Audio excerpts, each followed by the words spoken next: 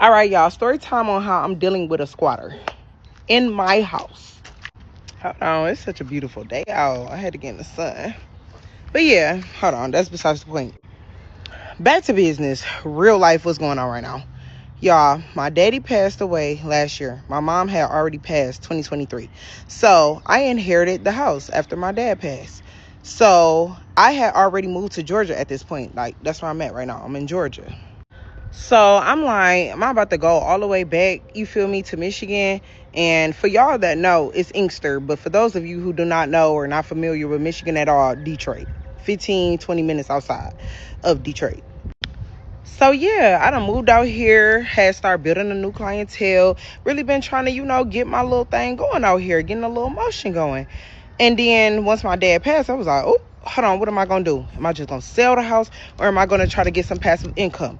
Everybody always just sell a house. Just sell it, get the quick money right then and there. I'm thinking long term, I'm thinking longevity. In the will, it was left for me and my daughter. I have one 6-year-old daughter. So I'm like, at the end of the day, this is a place that we could always go back to if need be. And for two, like, I can make some money off of it. That's another source of income outside of me being a hairstylist.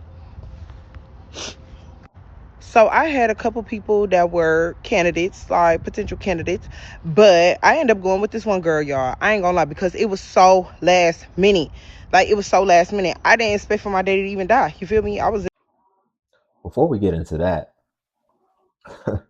she said her dad left her a house. I was like, wow, that's good. You don't really see that too much in my community. But then it came out that he left it in Detroit. And I'm not going to lie.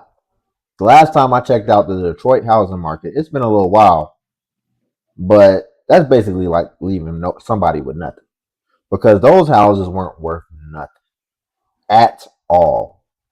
Land wasn't worth nothing. And it's like, I can see why he left it now. And then she's contemplating between should I sell it or should I keep it? And I don't think it was as cut and dry as she said. Because I think, let's be real. I mean, if it was like a lot of the other houses you see across the nation, and it was a $300,000 house, $400,000 house paid off, she probably would have took that money. Let's just be real. She would have sold that whole legacy.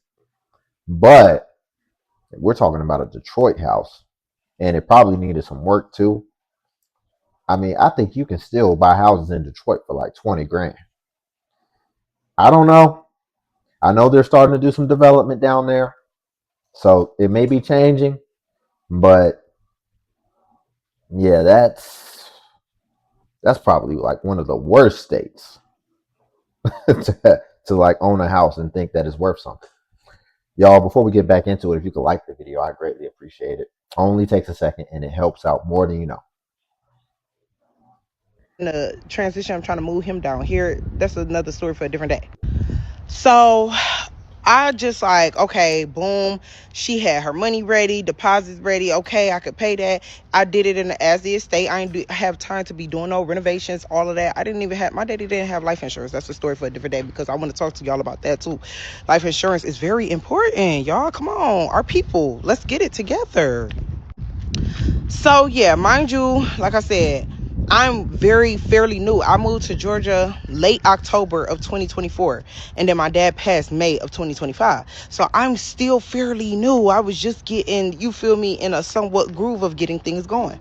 But then I had to fly back as the only child, had to fly back to Michigan multiple times to handle his funeral arrangements and everything, on top of having to still get my little pootie together. Like, her kindergarten graduation and stuff was going on, so I couldn't just say forget all of that. So I had a lot of flying back and forth to do all last summer, from May all the way. I mean, and I had been flying out there in February because he had me meeting with an investor, somebody that was trying to buy his house. I was like, no, daddy, the numbers not really adding up. We're gonna keep this. Like, you don't owe that much more on a mortgage. Whole nother story for a different day. Let me get back to this squatter, y'all. So the girl moved in. She paid the little deposit, paid the little prorate rent or whatever for July. Y'all, why she ain't never paid another thing? She paid one time in September. She didn't pay August rent. Just said forget August. So I'm Ooh. already like, all right, here we go already. But she like, I got you. September, I'm going to pay for August and September. I got the late fees, whatever. I got it. She only pays for 1 month. She paid for September. That was it. After that, no October, no November. Ooh. Still never got the August. Like, what's going on? You still owe that. Like, did you forget? So she ended up. This is a professional right here. She got her on the string. And see, she had already, it sounded like she had already got like 3 months free, 2 or 3 months free. Then she paid 1 month for that to buy her another 2 or 3 months just to keep you on the string before you file that eviction. This is like her first time doing it. You got to be fast on these things. You really can't give any slack today because people will take advantage. And she's done this more than you've done this. So you got to be quick on the draw with some of these tenants, especially when they show you who they are very early. She pretty much showed her cards very early. You could have just gone ahead and filed the eviction, kept her deposit possibly, and then got somebody better in there. But now this woman's just been living there for free for what it sounds like over 6 months. Getting like a nonprofit organization, they paid back those 3 months. They got her caught up. Well, they paid back a portion. Like they did, like what they call it. They did like 2/3 of it, and she had to pay 1/3 of it. So they told her like, yeah. So basically, they paid 2 months. Yeah, that's what they did. So I went down there, got the check. I told them because they was like, we about to go take it over there to her. No, don't bring her no check. Don't take her no check. I said, come. I Oh, will come down there.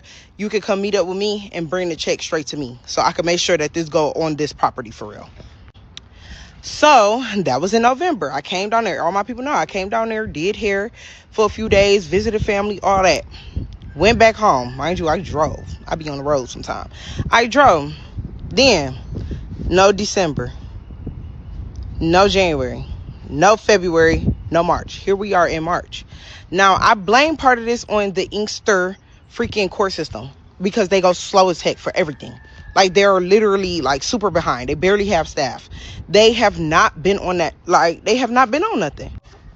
So right now I'm at a point where I'm very much frustrated because I keep having to come out all this money. I'm over here paying for a mortgage at a place that I'm not even staying. That's why I moved out of my apartment, because all that money, like, I still gotta live a life. I still have a daughter I gotta provide for. She got field trips. She got this. She got that. Car note, car insurance, all this type of stuff that I still have to maintain on top of paying a mortgage that I didn't intend to be paying. Like, I'm intending to be making money. Oh yeah. so her dad passed down a house in Detroit, and it still has some money left on the mortgage. So she's still paying the mortgage. So this is costing her money too. So she really didn't even really pass nothing down for real. And then he did. I mean, a little bit of equity, but Detroit equity, come on. And then, she mentioned earlier about the life insurance. I guess, I mean, the families really aren't together. Even her, she appears to be a single mom with a child. Probably the dad, at this point, it sounds like she might be his only daughter. You're grown with kids now. Uh, Life insurance is great, but I think at his juncture, I don't think it was necessarily a necessity anymore. I don't, I mean, things are just so backwards. I could see if like your mom and him was still married and all that good stuff, and it was like a regular family structure. But things are so broken and bass backwards anyway. I mean, he might as well save that little money over time. Really, he should have been putting it towards the mortgage so he could just get the house paid off. So yeah, y'all. Like, she literally just messed up my whole life. And now I'm in a process. I gotta, like, when you want done right, you gotta do it yourself. So I'm having to fly back out there or whatever to go handle this business like always. And I'm just ready to dead this situation. Like, I don't know if I want to sell now or do I want to even try with another tenant, because after this process, like, I done did everything. Then went through the whole court process. They dragged their feet. It's the holidays and da da da. We ain't have court until January. Mind you, a little bit of that was on my team as well.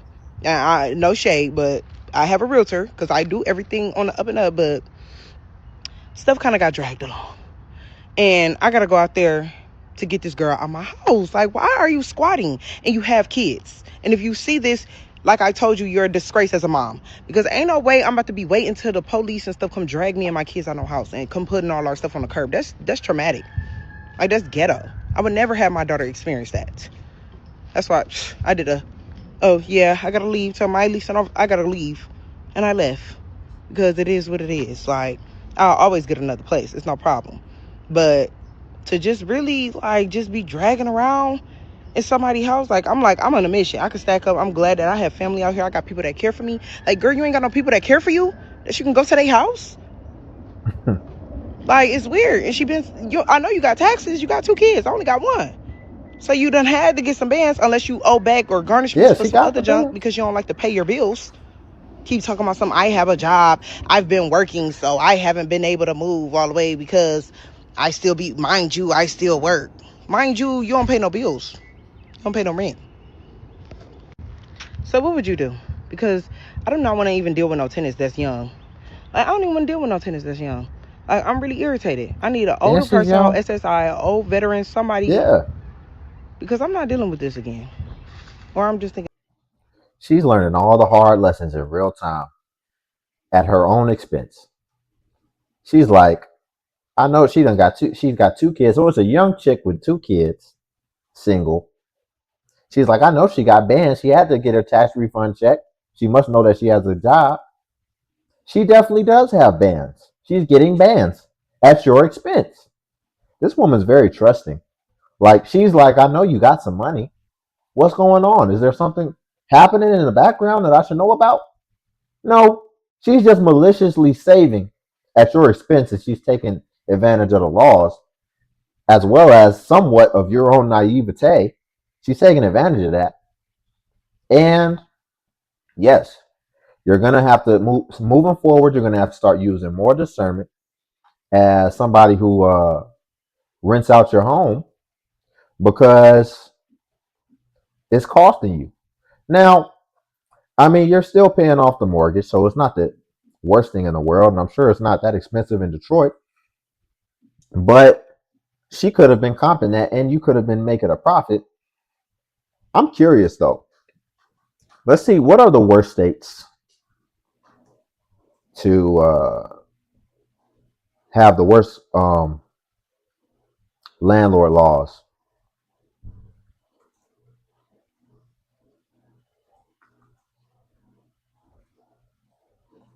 Let's see. I am curious. I looked this up a long time ago. I think Detroit was in there, and I think that might actually be why it's taking some time too. Okay, so it says California, New York, New Jersey, Oregon, Massachusetts. Let's ask about Detroit. But yeah, I could definitely see that as far as those states having the worst laws in regards to the landlords. So it actually says Michigan is generally considered a landlord friendly state, but it's comparing it to those other ones I just mentioned. But as of 2026, they say that Detroit is cited as a tough city for landlords.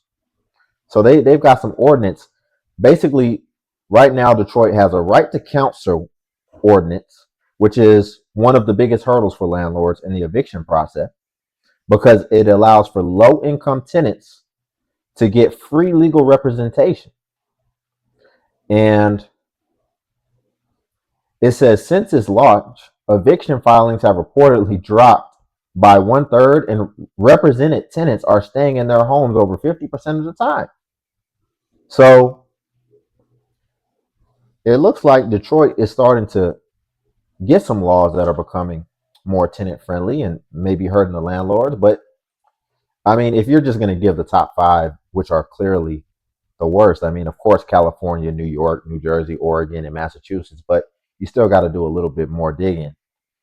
That's just really putting it in proportion to the worst, but that doesn't mean that there still aren't other states that aren't necessarily landlord friendly still. And like she said, still have the long process of having to get somebody out. And then she's doing this from a whole nother state. She's doing this from Atlanta or Georgia, which adds another degree of complexity. So she may just want to, moving forward, have a, what are they called? Those property management companies start managing her property for her, because it looks like she doesn't even really want to be involved in it too much. And then also, she needs to be quick to file these things. And I believe that the property management companies can also pretty much handle those things for you too. And then they can come in and actually, since they manage multiple properties and they've been doing it for so long, they understand the ordinances and laws of the state, as well as the best practices in these situations, to make sure it doesn't go so long like this, and where you basically get left hanging ultimately. So we'll leave it there for today. If you could like the video, I greatly appreciate it. Only takes a second. It actually does help out tremendously. Also, if you could hype the video, hype is a new feature that YouTube offers where it basically helps smaller content creators like myself. And basically, when you hype, it actually pushes us to the extent that it pushes the larger content creators. So you just press the hype button, then it'll show you the points. And since I am a smaller content creator, we actually get more points per hype. And then also Patreon's link below if you want to see self-improvement content as well. But until then, I'll catch you in the next video.